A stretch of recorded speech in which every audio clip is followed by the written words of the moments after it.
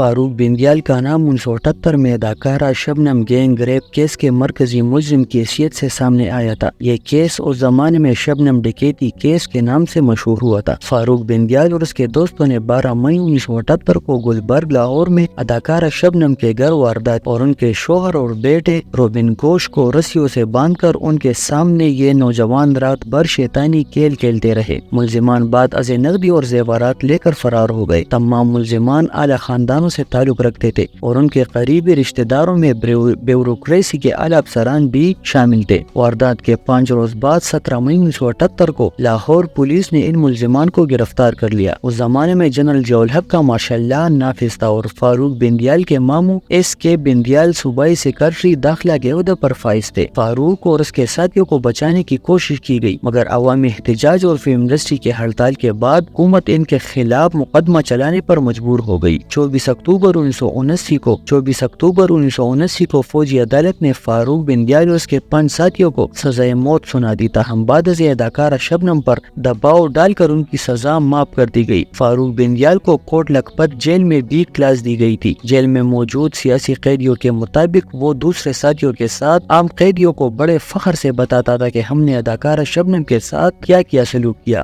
مشرقی وسطی کے ایک ملک کی سفارش پر ان کی سزا عمر قید میں بدل دی گئی اور شبنم انہیں معاف کرنے کے بعد اپنے اکلوتے بیٹے اور خاوند کے ساتھ بیرون ملک منتقل ہو گئی۔ یہ تو وہ کہانی ہے جو بہت سے لوگوں کو معلوم ہے اور ان میں سے کچھ باتیں اس زمانے کے اخبارات میں بھی شائع ہوئی، لیکن اس کے علاوہ بھی بہت سی کہانی اور واقعات ہیں جو آج کی نسل کو معلوم نہیں۔ اس مقدمے کی رویداد 40 برس قبل کے اخبارات میں نمایاں طور پر شائع ہوئی تھی۔ یہ اداکارہ شبنم کے عروج کا زمانہ تھا۔ فوجی عدالت میں سماعت کے موقع پر صحافی اور وکلاء کی بڑی تعداد وہاں موجود ہوتی تھی۔ اداکارہ شبنم نے 23 نومبر 1978 کو فوجی عدالت میں بیان ریکارڈ کرائے اور فاروق بندیال اور دیگر ملزمان کی شناخت کی۔ یہ سارا احوال روزنامہ امروز اور دیگر اخبارات میں تفصیل کے ساتھ شائع ہوا تھا۔ اداکارہ شبنم کے وکیل نام اور ماہر قانون ایس ایم ظفر تھے، جبکہ فاروق بندیال کی جانب سے بھی وکیل صفائی کے طور پر اس زمانے کے چوٹی کے وکیل عاشق حسین بٹالوی کی خدمات حاصل کی گئی تھی۔ عاشق حسین بٹالوی کی وجہ شہرت یہ تھی کہ وہ اسی زمانے میں نواب محمد احمد خان قتل کیس میں وکیل استغاثہ تھے۔ اس کیس کے مرکزی ملزم سابق وزیر اعظم ذوالفقار علی بھٹو تھے۔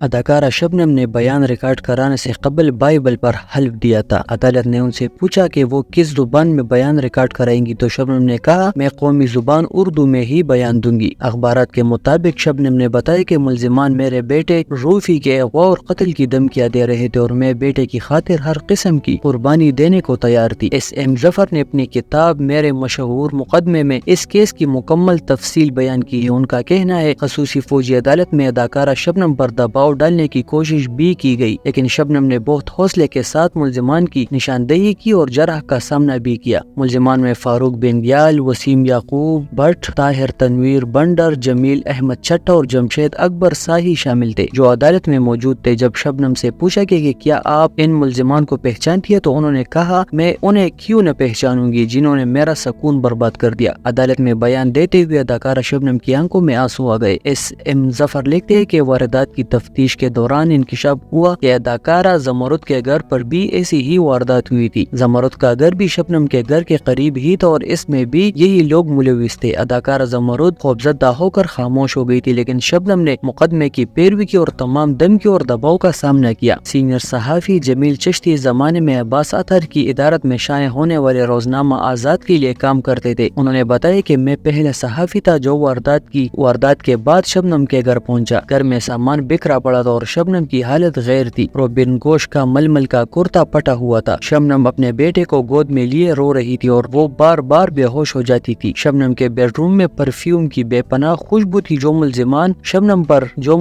شبنم پر اونڈیلتے رہے تھے۔ جمیل چشتی کے بقول ان کی موجودگی میں ہی اداکار محمد علی بھی شبنم کے گھر پہنچے اور انہوں نے انتظامیہ اور پولیس سے رابطے کیے۔ جمیل چشتی کے بقول ایک ملزم جمشید اکبر ساہی کا تعلق پولیس سے تھا، اس لیے ملزمان پولیس کی نقل و حرکت سے بھی واقف تھے۔ اس زمانے میں پولیس صبح 4:30 بجے تک گشت کیا کرتی تھی۔ ملزمان نے واردات کے بعد 4:30 بجنے کا انتظار کیا اور پولیس گشت ختم ہونے کے بعد اطمینان سے فرار ہو گئے۔ دلچسپ بات یہ ہے کہ بعد ازیں ملزمان کی گرفتاری بھی اسی جمشید ساہی کی وجہ سے عمل میں آئی۔ واردات کے دوران جو زیورات لوٹے گئے ان میں اداکارہ شبنم کا ایک قیمتی ہار بھی تھا۔ ساہی واردات کے تیسرے روز وہی ہار ایک طوائف کو دینے کے لیے بازار حسن گئے اور وہاں پہلے سے موجود مقبروں کی نشاندہی پر در لیا گیا۔ ملزمان کو فوجی عدالت سے سزائے موت سنائی دی گئی۔ اس فیصلے کے بعد ملزمان کے لواحقین نے شبنم پر بھرپور دباؤ ڈالا۔ بندیال فیملی، ججز، چیف سیکرٹری اور دیگر اسٹیبلشمنٹ کا پریشر بہت زیادہ ہوا تو ضیاء الحق نے بھی گھٹنے ٹیک دیے اور اداکارہ شبنم کا گھرانہ اسی وقت سخت ترین اذیت سے گزر رہا تھا۔ انہوں نے اپنے بیٹے کو امریکہ بھیج دیا۔ اب وہ صرف مجرموں کو سزا دلوانا چاہتی تھی۔ آخر شبنم کو انہیں معاف کرنا پڑا۔ شبنم کے وکیل ایس ایم ظفر نے، جس پر صدر مملکت سے اپیل کی تھی، شبنم اور روبن گوشت معافی نامے پر دستخط کرائے گئے اور سزائے موت کو معمولی سزا 10 سال قید میں بدل دیا گیا۔ فاروق بندیال کی پی ٹی آئی میں شمولیت کا سوال ان کو ایک ہی روز بعد پارٹی سے نکال دیے جانے کے بعد اب بے معنی ہو گیا ہے۔ 40 سال بعد دہرائی جانے والی اس کہانی سے لیکن ایک بات جو ایک بار پھر واضح ہو کر سامنے آئی ہے یہ کہ مارشل لا ہو یا جمہوریت، اس ملک کی اصل حکمران وہ اشرافیہ ہے جسے ہم اسٹیبلشمنٹ کا نام دیتے ہیں۔